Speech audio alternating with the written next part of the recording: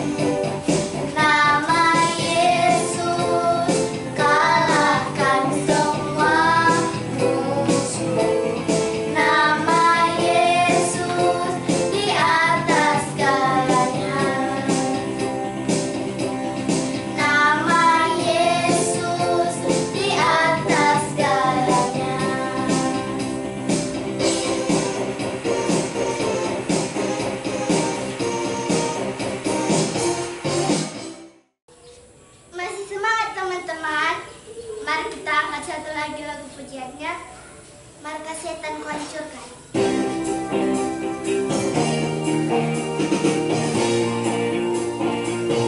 Markas setan kuhancurkan, panji Yesus kutinggikan, akulah pahlawan.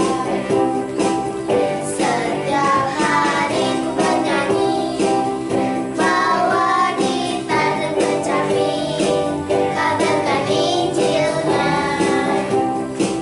Anak sekolah minggu GSDA, saksinya Tuhan. Anak sekolah minggu GSDA, saksinya Tuhan. Membawa pedang di tangan, bikin kacau setan. Setan kuhancurkan, panji Yesus kutinggikan, akulah pahlawan. Setiap hari ku bernyanyi, bawa gitar dan kecapi, kabarkan Injilnya. Anak sekolah minggu GSDA, saksinya Tuhan. Anak sekolah minggu GSDA, saksinya Tuhan. Membawa pedang di tangan, bikin kacau setan. Membawa pedang di tangan, bikin kacau setan.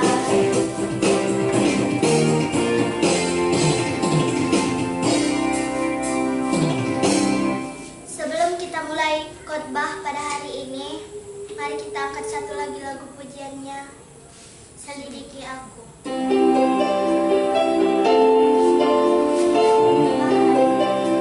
Ya.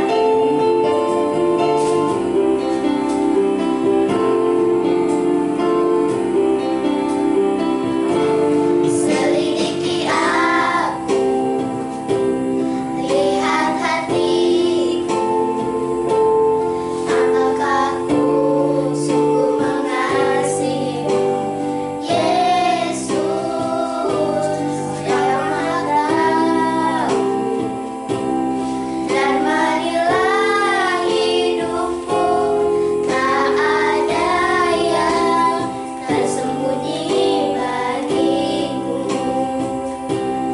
Telah kulihat kebaikanmu yang tak pernah habis di hidupku. Ku berjuang sampai akhirnya, kau dapati aku tetap setia.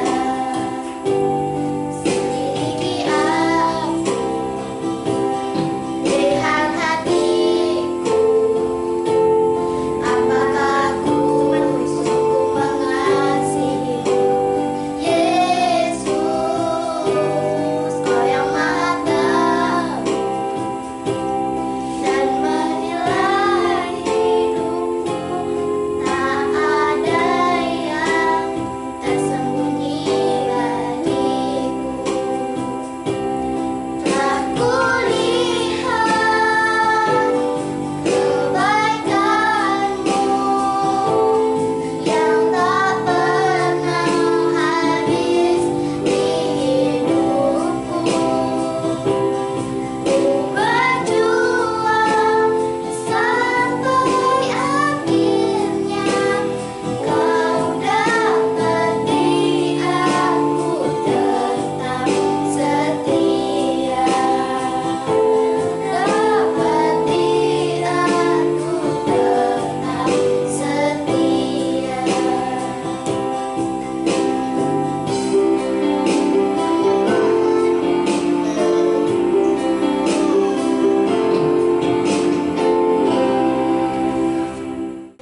Shalom adik-adik, apa kabarnya pagi hari ini? Pasti luar biasa dong, haleluya. Bagaimana? Senang dengan memuji Tuhan pada pada pagi hari ini? Pasti sungguh menyenangkan. Kenapa? Karena Tuhan Yesus yang layak kita puji. Amin. Haleluya. Siapa hari ini mau siap mendengarkan firman Tuhan? Mari angkat tangannya. Wow, banyak juga yang mendengarkan firman Tuhan. Baiklah, sebelum kita mendengarkan firman Tuhan adik-adik, kita mau berdoa dulu. Mari lipat tangannya, tutup matanya, kita berdoa. Terima kasih Tuhan, kami bersyukur pada pagi hari ini kami bisa bersama-sama memuji nama-Mu, memuliakan nama-Mu ya Tuhan. Dan pada saat ini kami mau belajar firman Tuhan. Kiranya Tuhan Yesus memberkati semua anak-anak yang saat ini beribadah secara online. Lindungi mereka, sertai mereka Tuhan. Berkati mereka sehingga firman yang mereka dengar, cerita firman ini benar-benar menjadi rema dalam kehidupan mereka. Mereka menjadi anak-anak yang luar biasa. Terima kasih Tuhan, kami mau serahkan semuanya ke dalam tangan pengasihan-Mu. Biarlah nama Tuhan Yesus yang kami tinggikan dan kami agungkan.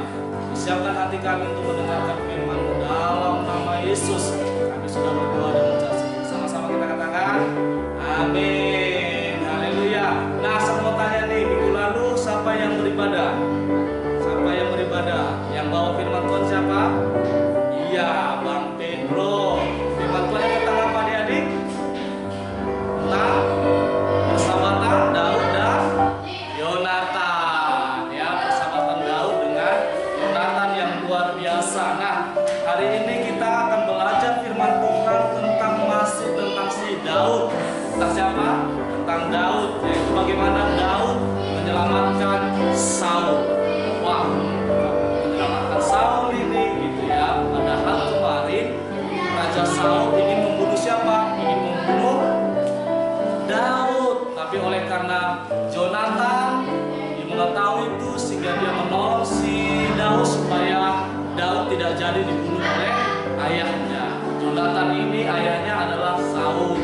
Saul anaknya adalah Yonatan. Nah, karena itu Saul, Yonatan dengan Daud ini sangat akrab. Nah, minggu lalu Bang Pedro luar biasa menyampaikannya. Nah, hari ini kita akan belajar tentang Daud menyelamatkan nyawa Saul. Bagaimana ceritanya? Nah, kita akan belajar hari ini. Kita baca firman Tuhan ya dalam 1 Samuel 26 ayat 1 sampai 15.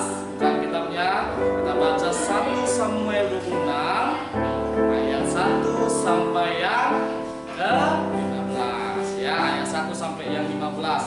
Yuk, buka kitabnya 1 Samuel 26 ayat 1 sampai yang ke-15. Sudah dapat semuanya adik-adik? Yang udah angkat tangannya? Wah, masih ada lagi tuh belum angkat tangan, udah ya? Oke. Kita buka ya, firman Tuhannya berkata. Ayo kita baca ayat 1 sampai 15, kita baca sama-sama. 1, 2, 3 ya. Datanglah orang Zif kepada Saul di Gibea serta berkata, Daud menyembunyikan diri di bukit Hakila di padang belantara. Lalu berkemaslah Saul dan turun ke padang gurun Gif dengan 3.000 orang yang terpilih dari orang Israel untuk mencari Daud di padang gurun Zif. Berkemalah Saul di bukit Hakila yang di tepi jalan di padang belantara, sedang Daud tinggal di padang gurun. Ketika diketahui Daud bahwa Saul datang mengikuti dia ke padang gurun, disuruhnyalah pengintai-pengintai, maka diketahuinyalah bahwa Saul benar-benar datang. Berkemaslah Daud lalu sampai ke tempat Saul berkemah. Waktu Daud melihat tempat Saul berbaring dengan Abner bin Ner, panglima tentaranya. Panglima tentara siapa? Panglima tentara si Saul. Saul berbaring di tengah-tengah perkemahan, sedang rakyat berkemah sekelilingnya. Ayat yang ke-6, berbicaralah Daud kepada Ahimelek orang Het itu dan kepada Abisai anak Zeruya. Saudara Yoab, katanya, siapa turut bersama-sama dengan aku kepada Saul ke tempat perkemahan itu? Jawab Abisai, aku turun bersama-sama dengan engkau. Datanglah Daud dengan Abisai kepada rakyat itu pada waktu malam, dan tampaklah di sana Saul berbaring tidur di tengah-tengah perkemahan dengan tombaknya terpancung di tanah pada sebelah kepalanya, sedang Abner dan rakyat itu berbaring sekelilingnya. Lalu berkatalah Abisai kepada Daud, pada hari ini Allah telah menyerahkan musuhmu kepada dalam tanganmu. Oleh sebab itu izinkanlah kiranya aku menancapkan dia ke tanah dengan tombak ini dengan satu tikaman saja, tidak usah dia tancapkan 2 kali. Tapi kata Daud kepada Abisai, jangan musnahkan dia, sebab siapakah yang dapat menjamah orang yang diurapi Tuhan dan bebas dari hukuman?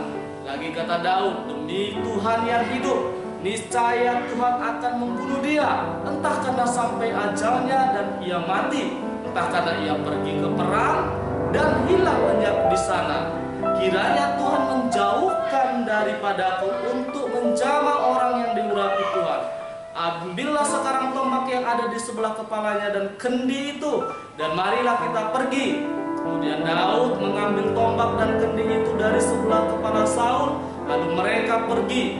Tidak ada yang melihatnya, tidak ada yang mengetahuinya, tidak ada yang terbangun, sebab sekalian tidur, karena Tuhan membuat mereka tidur nyenyak.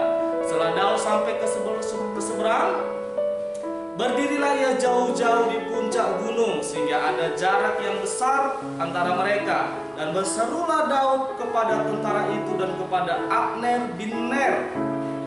Katanya, tidakkah engkau menjawab Abner? Maka jawab Abner katanya, siapakah engkau ini yang berseru-seru kepada raja? Kemudian berkatalah Daud kepada Abner, apakah engkau ini bukan laki-laki? Siapakah yang seperti engkau di antara orang Israel? Mengapa engkau tidak mengawal tuanmu raja? Sebab ada seorang dari rakyat yang datang untuk memusnahkan raja tuanmu itu. Wow, adik-adik sudah paham ceritanya seperti apa? Kenapa dikatakan Daud menyelamatkan nyawa si Saul? Nah, ceritanya seperti ini adik-adik. Raja Saul ini adalah raja orang Israel pada waktu itu. Nah, sebelum Daud menjadi raja, Saullah raja orang Israel. Dan pada waktu itu si Daud ini dengan luar biasa kalau berperang selalu menang.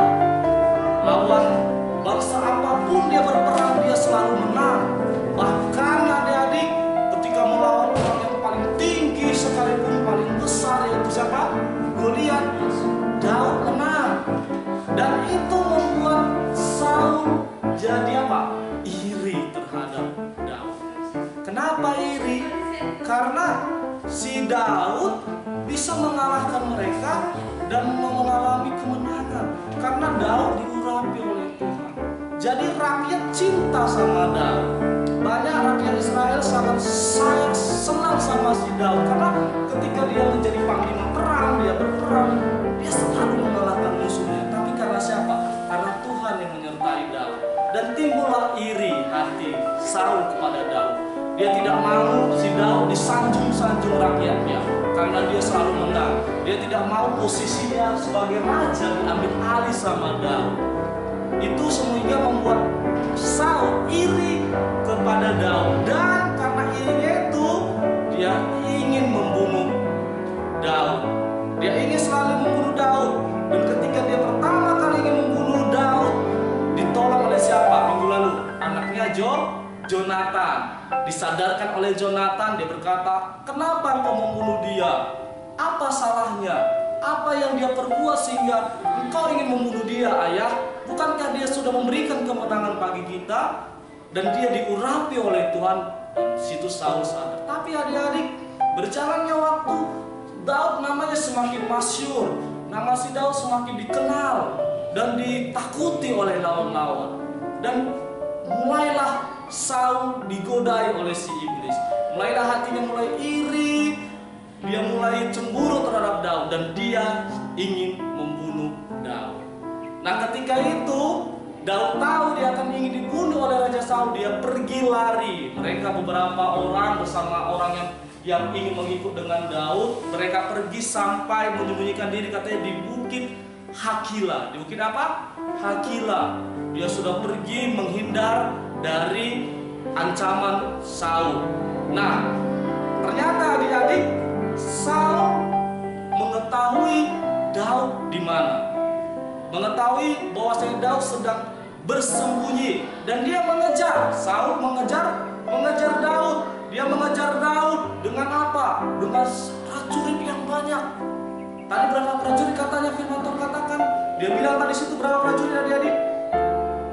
Pengintainya itu 3.000 prajurit, ya. ya, di ayat yang di ayat yang kedua kata lalu berkemaslah Saul dan turun ke padang gurun Zif dengan 3.000 orang yang terpilih dari orang Israel untuk mencari Daud di padang gurun. Bayangkan, untuk mengejar Daud dia bawa 3.000 orang, 3.000 prajurit untuk membunuh Daud.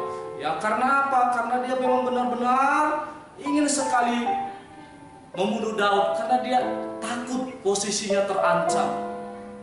Karena dia takut si Daud diangkat jadi raja karena ketangkasannya, kehebatannya. Tapi ketika dalam perjalanan, Daud tahu bahwasanya dia dikejar oleh si Saul, Raja Saul.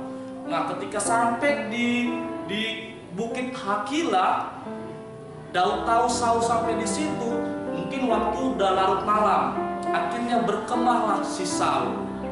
Berkemah, membuat tenda, dia buat tenda di situ, dengan prajuritnya. Ada prajuritnya, kepala prajurit yang selalu sama Saul itu Abner. Nah, dan ketika buat kemah, Daud tahu, dia balik ke belakang, dia lihat ternyata benar Saul sedang mengejar dia, dan dia melihat mereka sedang buat kemah. Dan ketika mereka tidur, Saul dan Abner di satu kemah tidur, ya, berdua mereka di situ. Malam hari Daud berkata kepada beberapa orang prajurit atau orang yang mengikuti, siapa yang mau mengikut aku untuk ke sana, ke kemahnya si Saul? Lalu adalah yang datang yang bernama Abisai. Saya, kata Abisai. Lalu mereka bersama-sama sampai ke kemah itu. Semua sudah tidur terlelap. 3.000 prajurit tidur terlelap. Saul pun tidur terlelap. Saul satu tenda dengan si Abner. Mereka tidur terlelap. Wah, mereka tidur terlelap karena mungkin sudah capek adik-adik. Ya, bayangkan jauh perjalanan mereka, hanya naik kuda, ada yang jalan kaki. Dan akhirnya mereka tidur. Tapi Daud dengan Abisai, mereka datang ke kemahnya si Saul tanpa diketahui oleh 3.000 orang tersebut. Bahkan Saul sendiri tidak tahu. Sampailah si Daud dan Abisai di kemahnya si Saul.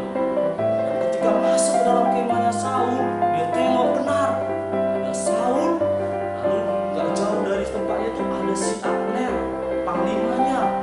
Ya, sudah ada sedang tertidur gelap. Lalu di samping Saul ada tombak yang sedang berdiri. Di sampingnya, samping kepalanya berdiri, lalu ada kendi.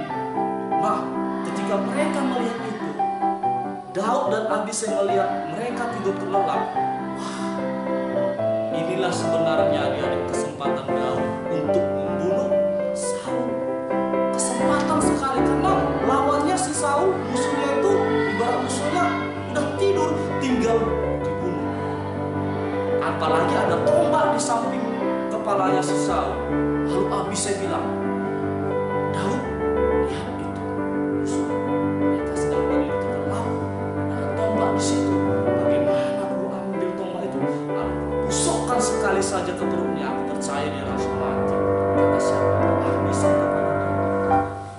Benar adik-adik, kalau seandainya itu terjadi, pasti sudahlah mati Raja Saul pada saat itu.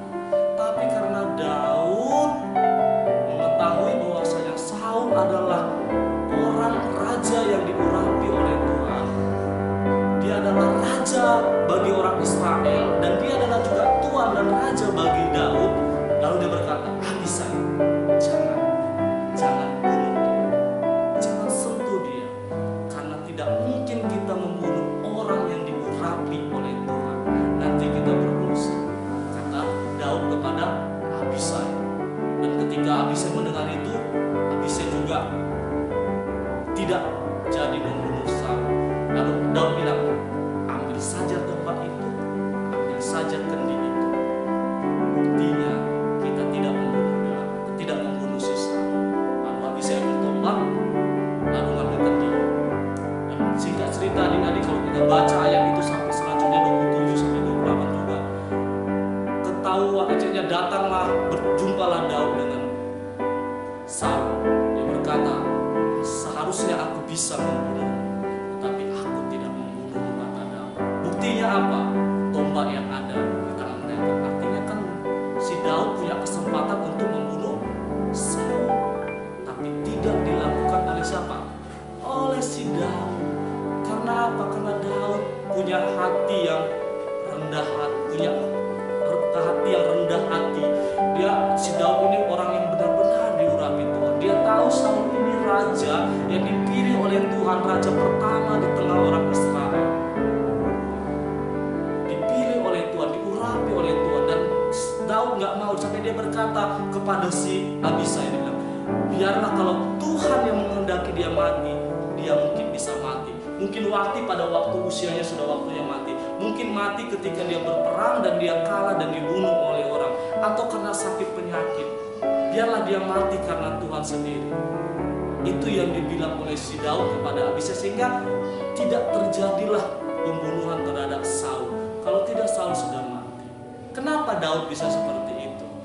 Karena Daud adalah orang yang benar-benar percaya kepada Tuhan. Daud adalah orang yang tidak suka membalas dendam. Kenapa Daud bisa begitu? Karena Daud itu ada orang yang tidak mau membalas kejahatan dengan kejahatan. Dia tahu Raja Saul ingin membunuh dia, tetapi Daud tidak punya keinginan untuk membunuh Raja Saul. Karena dia tidak mau membalas itu dengan kejahatan, sehingga melepaskan Raja Daud. Lalu kenapa Daud bisa seperti itu? Karena dia memiliki kerendahan hati kepada orang lain, kepada musuhnya. Sekalipun musuhnya jahat kepada dia tetap menghargai dia adalah raja. Dia tetap menghargai aku adalah bawahannya, dan harus tetap menghormati raja. Padahal dia nanti akan menjadi raja yang besar yang dipilih oleh Tuhan. Tapi walaupun itu belum terjadi, dia tetap menganggap dia adalah Saul adalah raja. Kerendahan hati. Lalu apa adik-adik? Kenapa Daud bisa tidak jadi membunuh Saul? Karena Daud percaya kekuatannya selama ini dari Tuhan. Dia mengandalkan Tuhan dalam hidupnya, sehingga dia bisa kalahkan Goliat. Dia bisa kalahkan orang-orang Filistin yang berperang. Orang-orang yang disuruh oleh Saul untuk berperang, semua kalah di tangannya. Kenapa? Karena mengandalkan Tuhan. Nah adik-adik, cerita ini sangat seru sekali. Bagaimana firman Tuhan ini mengajarkan kita seperti Daud. Agar apa? Kita jangan balas kejahatan dengan kejahatan. Mungkin kita sering disakiti oleh kawan kita waktu bermain, ya, waktu di sekolah. Kita mungkin sering disakiti, padahal kita udah berbuat baik sama dia, tapi dibalas dengan kejahatan. Disepaklah kita, diejeklah kita. Nah ketika kamu punya kesempatan untuk membuat kawanmu itu kembali kamu ejek atau kamu sakiti, apakah kamu melakukannya? Nah kalau kamu melakukan itu sama dengan kamu membalas kejahatan dengan kejahatan. Tapi yang Tuhan mau, jangan balas kejahatan dengan kejahatan seperti Daud. Daud udah baik sama Saul, dikasih kemenangan, Goliat dikalahkan, tapi dia mau membunuh si Daud. Tapi ketika ada kesempatan Daud untuk membunuh Saul supaya dia bisa jadi raja secepat mungkin, Daud tidak lakukan itu. Karena Daud tahu tidak baik membalas kejahatan dengan kejahatan. Dia lepaskan. Nah kita juga gitu. Ketika ada orang yang menyakiti kita, kita harus balik balas dengan kebaikan. Nah, Tuhan mau anak-anak seperti itu kayak gitu. Tuhan mau kita seperti Tuhan jadi. Yang kedua, kita harus rendah hati. Kita harus hormati orang tua. Kita harus hormati yang lebih tua dari kita. Baik itu abang-abangan kita, paman, bibi, tulang, lain-lain. Kita benar-benar harus menghormati, punya kerendahan hati. Walaupun ada abang-abangan yang suka membuat kita jengkel, atau guru kita yang sering membuat kita mungkin jadi marah, kita harus hargai, jangan buat kejahatan. Hargailah mereka, karena mereka adalah guru kita, karena mereka adalah abangan kita, kita adik kita. Jadi kita harus apa? Kita harus rendah hati. Ya, walaupun mereka yang salah, bilanglah dalam hatimu, ya Tuhan yang jangan ada dendam, tetap hargai dia sebagai anak. Itu yang namanya rendah hati. Walaupun dia salah, kamu harus hargai. Karena hari ini sekolah minggu, ya, yang ketiga kenapa? Yang ketiga apa? Andalkan Tuhan. Kenapa Daud bisa berhasil? Kenapa dia punya kesempatan membunuh Raja Saul tapi dia tidak bunuh? Karena dia mengandalkan Tuhan. Coba tadi ada iblis di hati. Saya percaya saat itu Raja Saul sudah mati, ditombak sama Abisai dan Daud. Tapi karena Daud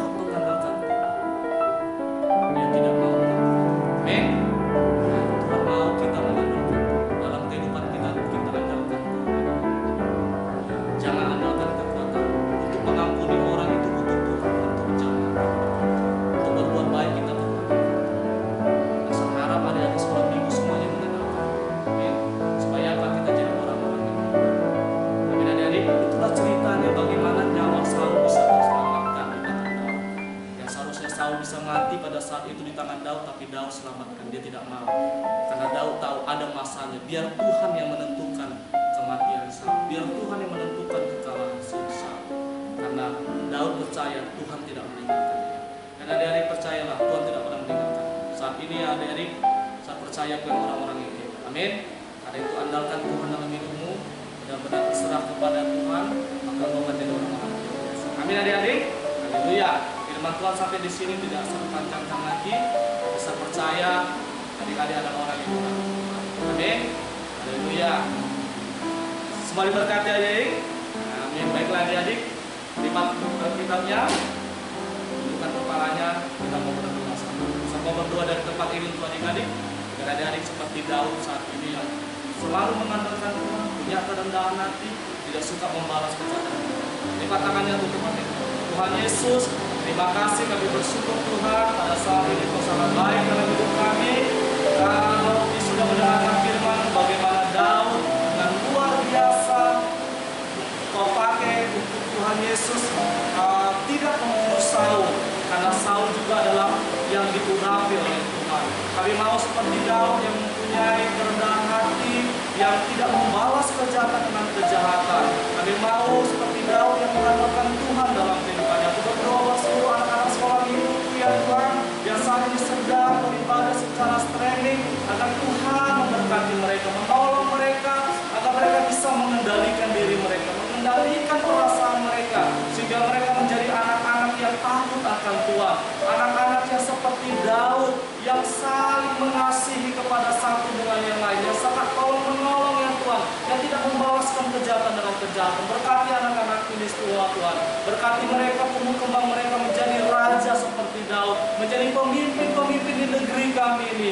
Urapi mereka, persiapkan mereka sebagaimana Engkau mempersiapkan Daud untuk menjadi raja. Demikian Kau persiapkan anak-anak sekolah minggu kami untuk menjadi pemimpin di negeri ini, pemimpin yang takut akan Tuhan, yang mengandalkan Tuhan dalam hidup mereka. Aku serahkan mereka dalam tangan-Mu, jagai mereka, jauhkan mereka dari sakit penyakit, berkati pekerjaan orang tua mereka, berkati usaha orang tua mereka, bahkan berkati sekolah mereka, cukupkan apa yang mereka perlukan, sehingga mereka tetap dalam pemeliharaan-Mu ya Tuhan. Kami sudah selesai mendengarkan firman-Mu.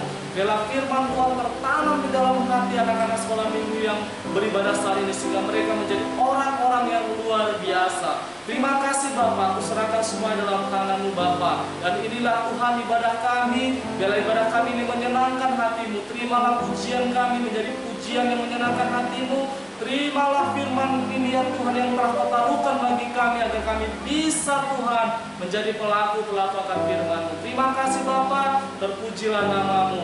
Kami serahkan semuanya ke dalam tangan pengasihan-Mu, dan biarlah Tuhan yang memberkati kehidupan anak-anak sekolah minggu kami. Terima kasih Tuhan, dalam nama Yesus. Baiklah adik-adik, sebelum kita akhiri ibadah kita, mari kita katakan doa. Bapa kami yang di sorga, dikuduskanlah nama-Mu, datanglah kerajaan-Mu, jadilah kehendak-Mu di bumi seperti di sorga. Berikanlah kami pada hari ini makanan kami yang secukupnya, dan ampunilah kami akan kesalahan kami, seperti kami juga mengampuni orang yang bersalah kepada kami. Dan janganlah membawa kami ke dalam pencobaan, tetapi lepaskanlah kami daripada yang jahat, karena Engkau yang punya kerajaan dan kuasa dan kemuliaan sampai selama-lamanya. Di dalam nama Tuhan Yesus kami sudah berdoa dan mengucap syukur. Haleluya. Sama-sama kita katakan amin. Haleluya adik-adik, sampai jumpa minggu depan. Jangan lupa beribadah lagi. Tuhan Yesus memberkati. Salam.